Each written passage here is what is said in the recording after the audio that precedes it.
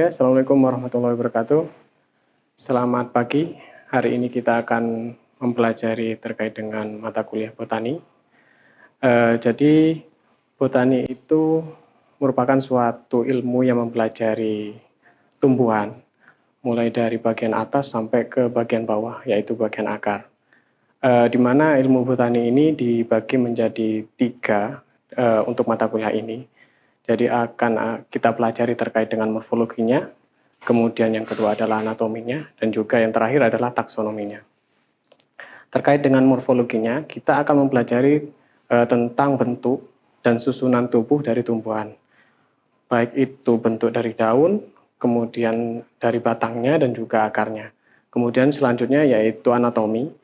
Di sini kita akan mempelajari bagian dalamnya dari suatu tumbuhan, dari ketiga bagian tersebut, dan kita akan melakukan analisis, yaitu menggunakan bantuan mikroskop untuk mengetahui bagian dalam dari tumbuhan tersebut, untuk mengetahui apa ciri-cirinya yang ada di dalam suatu daun, batang, dan juga akarnya. Kemudian yang terakhir yang kita pelajari di mata kuliah botani ini yaitu terkait dengan taksonominya, di mana kita akan mempelajari terkait dengan klasifikasi, apakah tanaman ini masuk dalam satu famili atau tidak. Kemudian kita juga mempelajari terkait tata nama atau susunan penamaan dari suatu tanaman. Itu merupakan suatu materi yang akan kita pelajari terkait dengan mata kuliah botani ini. Baik, yang pertama kita akan mempelajari terkait dengan tumbuhan. Tumbuhan itu yang kita pelajari di botani terkait dengan tumbuhan yang memiliki tiga bagian utama dari tumbuhan, yaitu terkait dengan daun, kemudian batang, dan juga akarnya. Tumbuhan yang memiliki ketiga bagian ini disebut dengan tumbuhan kormus, di mana tumbuhan yang disebut dengan tumbuhan kormus itu adalah tumbuhan yang hanya dimiliki oleh Pteridophyta atau tumbuhan paku, dan juga Spermatophyta. Di mana ketiga bagiannya itu tadi sudah disebutkan, yaitu ada akar, yaitu radik, kemudian batang, kaulis, dan juga yang terakhir adalah daun atau folium. Untuk yang pertama, kita akan mempelajari terkait dengan morfologi dari daun, yaitu folium. Daun ini merupakan suatu bagian dari tumbuhan yang letaknya berada di bagian atas sendiri dari suatu tumbuhan. Biasanya memiliki ciri-ciri warnanya adalah hijau, kemudian berbentuk seperti helaian. Fungsinya juga sangat penting sekali bagi tumbuhan karena bisa dianggap bahwa daun ini merupakan mesin dari produksi untuk membentuk energi dan lain sebagainya yang dibutuhkan oleh tumbuhan. Adapun bagian-bagian yang terkait dengan daun, yang pertama adalah disebut dengan buku-buku. Buku-buku ini adalah bagian tempat melekatnya atau duduknya daun pada tumbuh-tumbuhan. Kemudian yang kedua adalah ketiak daun atau aksila. Aksila ini merupakan suatu tempat di mana letaknya di atas daun yang merupakan sudut antara batang dan juga daun. Jadi bisa dianalogikan sebagai ketiak pada daun itu sendiri. Kemudian terkait dengan fungsinya daun, daun itu memiliki beberapa fungsi, diantaranya yang pertama adalah pengambilan zat makanan atau resorpsi, di mana daun ini tadi disebutkan bahwa daun itu memiliki fungsi sebagai tempat terjadinya pembuatan zat makanan atau istilahnya adalah fotosintesis. Jadi zat-zat yang dibutuhkan oleh tanaman untuk membuat produk asimilasi itu diambil dari tanah dan kemudian dikirimkan ke daun. Kemudian fungsi yang kedua adalah pengolahan zat makanan atau asimilasi, di mana pada tanaman dikotil itu fotosintesis itu terjadi pada jaringan palisade. Itu letaknya pada bagian daun. Di dalam palisade ini terdapat alat untuk melakukan proses fotosintesis yang disebut dengan kloroplas. Kemudian yang kedua adalah di monokotil, letaknya untuk proses fotosintesis itu sendiri terjadi di jaringan spon. Fungsi yang ketiga yaitu tempat penguapan atau transpirasi. Karena letak dari daun itu sendiri berada di bagian atas yang bersinggungan langsung dengan lingkungan, di mana ada udara dan juga sinar matahari, yang mana ada kelembapan dan juga suhunya, otomatis di sana daun memiliki fungsi untuk menjaga tekanan air yang ada di dalam tumbuhan. Jika kondisi air di dalam tumbuhan itu tinggi, maka penguapannya akan juga tinggi untuk menyeimbangkan kondisi air yang ada di dalam tumbuhan. Yang selanjutnya adalah tempat terjadinya respirasi atau pernafasan. Di dalam tumbuhan itu terdapat yang namanya stomata, di mana stomata ini fungsinya adalah untuk tempat keluar dan masuknya zat CO2 dan juga O2 yang berfungsi sebagai bagian dari respirasi. Kemudian selain itu, di daun terdapat juga suatu organ yang disebut dengan ektodesmata. Ini merupakan suatu tempat keluar masuknya zat-zat makanan yang diambil dari udara melalui celah yang sangat kecil yang disebut dengan ektodemata. Biasanya pada saat kita melakukan suatu penyemprotan dengan pupuk cair, itu masuknya ke dalam bagian ini yang disebut dengan ektodesmata. Kemudian yang kelima adalah tempat terjadinya gutasi. Hal ini juga hampir sama seperti fungsinya pada stomata, cuma kalau pada gutasi itu terjadinya pada saat pagi hari, di mana keluarnya air itu dalam bentuk tetesan air. Kemudian yang keenam adalah alat perkembangbiakan vegetatif. Pada beberapa tanaman, jenis tanaman itu ada yang fungsi daunnya itu sebagai alat perkembangan vegetatif. Jadi selain generatif melalui biji, beberapa tumbuhan juga memiliki peranan daunnya itu sebagai alat perkembangan vegetatif. Contohnya adalah cocor bebe. Kemudian ini merupakan bagian-bagian daun. Yang pertama itu adalah helaian, yang paling kelihatan itu sendiri pada daun itu adalah helaian daun, biasanya berwarna hijau, dan ada juga yang berwarna ungu dan lain sebagainya tergantung dari kandungan dari zat pada daun itu sendiri. Kemudian selanjutnya adalah tulang daun. Tulang daun ini merupakan suatu rangka yang bisa membentuk dari daun itu tersebut. Ada yang bentuk tulang daunnya itu menyirip, kemudian menjari, atau juga ada yang melengkung. Kemudian tangkai daun. Tangkai daun ini fungsinya adalah untuk melekatkan antara helaian daun kepada batang dari tumbuhan. Kemudian daun penumpu. Ada beberapa tanaman yang memiliki daun penumpu. Fungsinya adalah pada saat dia masih kecil atau bentuk tunas, maka daun penumpu ini berfungsi sebagai pelindung dari tunas itu sendiri. Kemudian yang terakhir adalah pelepah. Pelepah ini pada beberapa tumbuhan itu terdapat pada tumbuhan pisang contohnya. Dan pelepah ini biasanya menyusun dari batang, fungsinya adalah untuk mempertegak dari batang pisang itu sendiri. Kemudian jenis daun, berdasarkan bagiannya yang sudah kita sebutkan tadi, ada daun yang lengkap, ada daun yang tidak lengkap. Daun yang lengkap itu terdiri dari pelepah daun atau upih daun, kemudian tangkai daun, dan yang ketiga adalah helaian daun. Contoh dari tumbuhan yang memiliki ketiga bagian ini, yang disebut dengan daun lengkap, itu adalah pohon pisang atau Musa paradisiaca, kemudian pohon pinang, Areca catesu, dan juga bambusa sp, di mana dari ketiga contoh tanaman ini memiliki bagian daun. Yang pertama itu adalah helaiannya pasti, kemudian memiliki tangkai daun dan juga memiliki pelepah daun. Kemudian jenis yang kedua itu adalah daun tidak lengkap. Nah, daun tidak lengkap ini berarti jika di ketiga bagian dari daun yang lengkap tadi, ada helaian, kemudian tangkai, dan juga pelepah, jika ada salah satu yang tidak ada, maka ini dikategorikan sebagai daun yang tidak lengkap. Ada beberapa jenis terkait dengan daun tidak lengkap.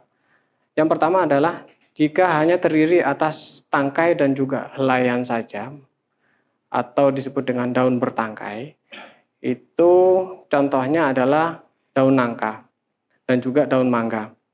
Di mana daun nangka dan juga mangga ini merupakan daun yang secara umumnya banyak ditemukan di jenis tumbuhan yang lain. Jadi hanya terdiri dari helaian daun dan juga tangkainya saja.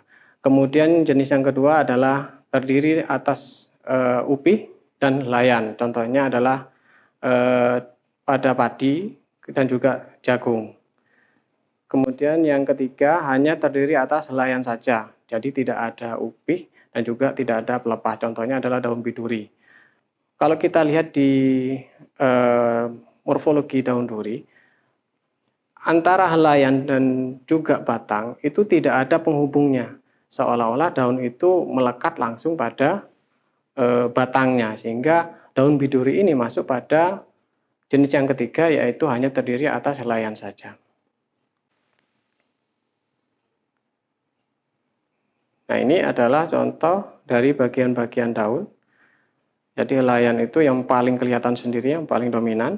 Kemudian yang tangkainya itu adalah penghubung antara helaian dengan batangnya.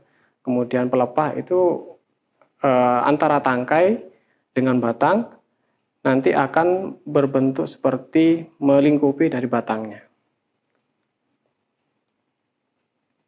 Kemudian morfologi helaian daun itu ada 9 kategori yang akan diamati, yaitu terkait dengan bangun atau bentuknya. Ada yang berbentuk seperti tombak, kemudian bulat, kemudian ada bentuk segitiga, dan lain sebagainya. Kemudian tepi daun itu ada yang rata, ada yang bergerigi, ada yang bertoreh, dan lain sebagainya. Kemudian ujung daun ada yang runcing, ada yang meruncing. Kemudian pangkal daun ada yang datar, kemudian ada yang bertoreh, dan lain sebagainya. Kemudian tulang daun itu ada yang menyirip, ada yang melengkung, ada yang sejajar. Kemudian warna daun itu terkait dengan kandungannya. Kalau klorofil, dominan klorofil berarti berwarna hijau. Kemudian daging daun ada yang tebal, ada yang tipis. Kemudian permukaan daun itu bisa dilihat dari struktur permukaan dari daunnya, ada yang kasar, ada yang licin, ada yang kasar, dan lain sebagainya. Kemudian alat-alat tambahan atau pelengkap pada daun. Yang pertama adalah daun penumpu.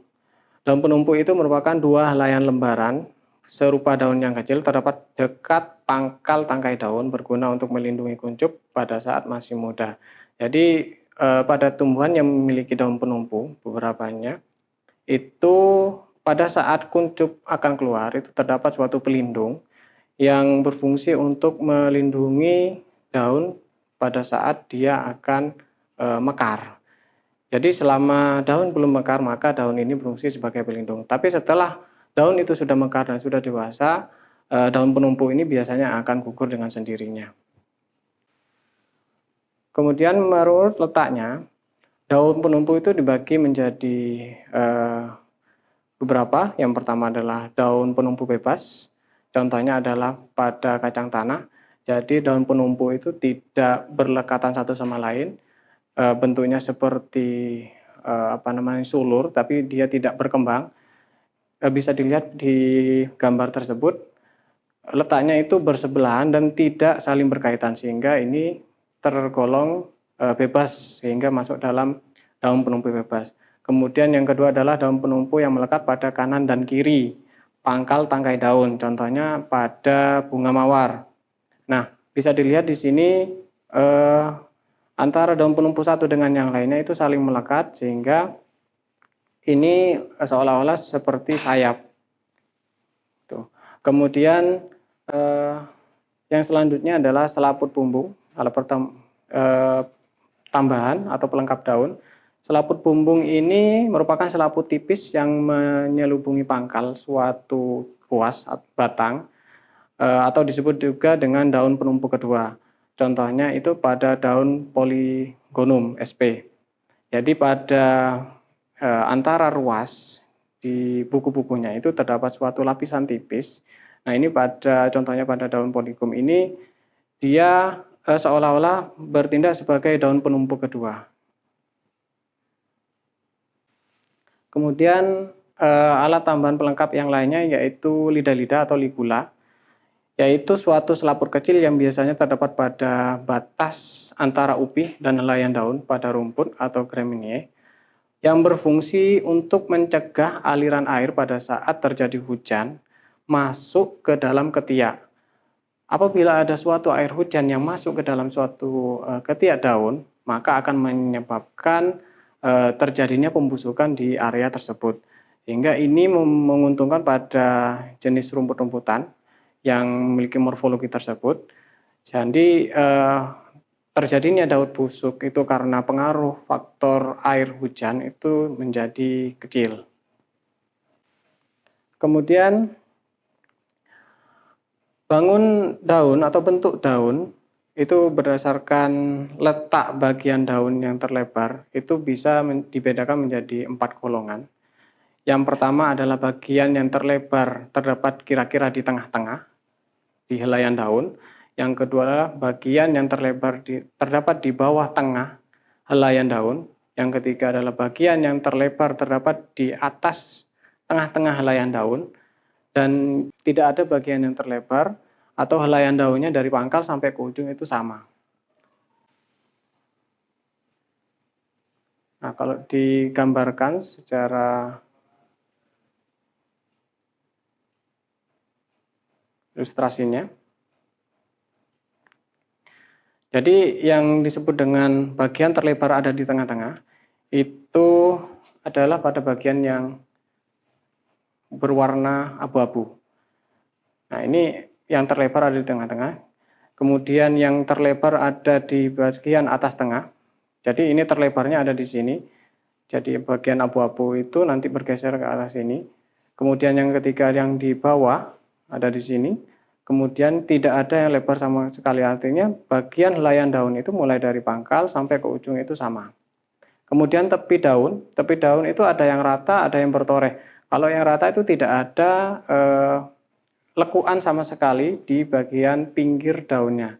Tetapi kalau bertoreh atau berlekuk, itu ada suatu lekukan di pinggir daun sehingga mempengaruhi bentuk dari daun.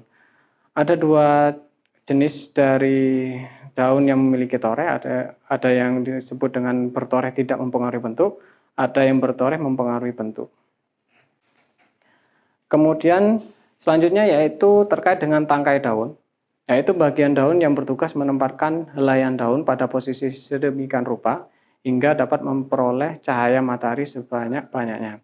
Jadi tangkai daun ini fungsinya sebagai penghubung antara helaian daun dengan batangnya. Dan ini biasanya menempatkan posisi daun itu sedemikian rupa hingga daun atau helaian daun itu bisa mendapatkan cahaya matahari secara optimal. Kemudian berdasarkan penampang melintangnya, maka tangkai daun itu dibedakan menjadi 4.